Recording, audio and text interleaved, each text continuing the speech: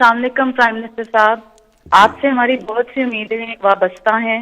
آپ نے غریب کو چھت دینے کا وعدہ کیا، جیسے روٹی کپڑا مکان ایک سیاسی نعرہ تھا، اس طرح آپ کی حکومت نے پاکستان ہاؤسنگ سے غریب عوام کو گھر کا وعدہ کیا۔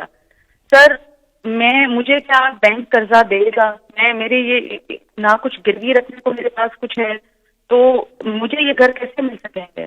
یہ اچھا آپ نے کہا، اس کی بات کر لی۔ اچھا، اب میں آپ کو ذرا سمجھاؤں کہ پاکستان کا جو سسٹم کیسا بنا اور کیوں ہم نے یہ لو کاسٹ ہاؤسنگ،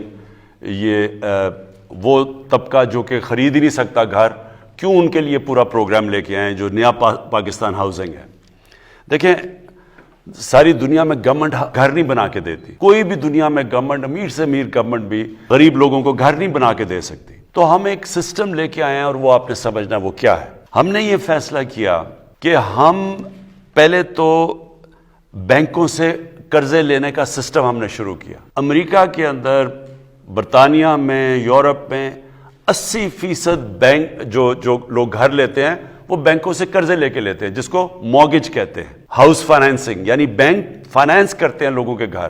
تو 80% جو لوگ گھر لیتے ہیں وہ بینکوں سے قرضہ لے کے لیتے ہیں۔ ملیشیا میں 30% لوگ بینکوں سے قرضہ لے کے لیتے ہیں، گھر بناتے ہیں۔ ہندوستان میں 10% لوگ یعنی مورگیج فائنینسنگ کرتے ہیں، اور پاکستان میں 0.2%، یعنی ہمارا کوئی یا کیش ہے تو گھر بناؤ، نہیں تو گھر ہی نہیں بنا سکتے۔ تو لہٰذا ہم نے جو سسٹم لے کے آئے، پہلے ہم نے ایک فورکلوجر لا ہے جو رکاوٹ بنا ہوا تھا، یعنی اگر بینک کسی کو پیسے دیں اور وہ گھر نہ بنائے تو ان کا پیسہ ڈوب جاتا تھا، بینک پیسے نہیں دیتے تھے۔ لہٰذا ایک عدالت کے اندر ہمیں بڑی 2 سال لگے وہ قانون جو پھنسا ہوا تھا، جو قانون، اس کو کلیئر کرتے ہوئے، اس کو کہتے ہیں فورکلوجر لا۔ اب یہ جو رکاوٹ ختم ہو گئی ہے، اب بینک قرضہ دے سکتے ہیں، لیکن اس کے لیے بھی بینکوں کو پریکٹس ہی نہیں ہے قرضے دینے کی، کیونکہ انہوں نے کبھی چھوٹے لوگوں کو قرضے ہی نہیں دیے۔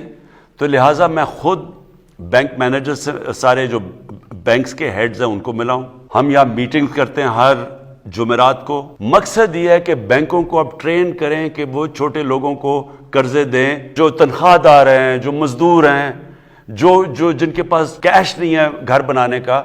اور ہم نے کیا ہے کہ ہم نے گورنمنٹ سبسڈائز کر رہی ہے، یعنی 5% سے زیادہ گورنمنٹ سبسڈائز کر رہی ہے۔ پھر پہلے 1,00,000 گھر جو بنیں گے، 3 لاکھ روپیہ ہر گھر کو سبسڈی دے گی گورنمنٹ۔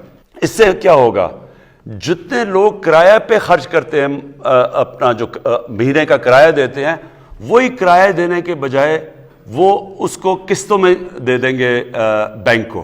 تو ہوگا کیا کہ وہ بجائے کرایہ دینا کہ وہ قسطیں دیں گے، وہ گھر ان کا اپنا ہو جائے گا۔ یہ ہے ہمارا پروجیکٹ، یہ شروع ہو گیا ہے، آہستہ آہستہ لوگوں کو سمجھ آ رہی ہے، بینکس بھی آہستہ آہستہ سمجھ رہے ہیں۔ لیکن انشاءاللہ یہ اب آپ ٹی وی پہ اشتہار دیکھتے ہوں گے، بینکس اب اشتہار دے رہے ہیں، بینکس خود کہہ رہے ہیں کہ لوگ آ کے تو ہمارے سے قرضے لیں۔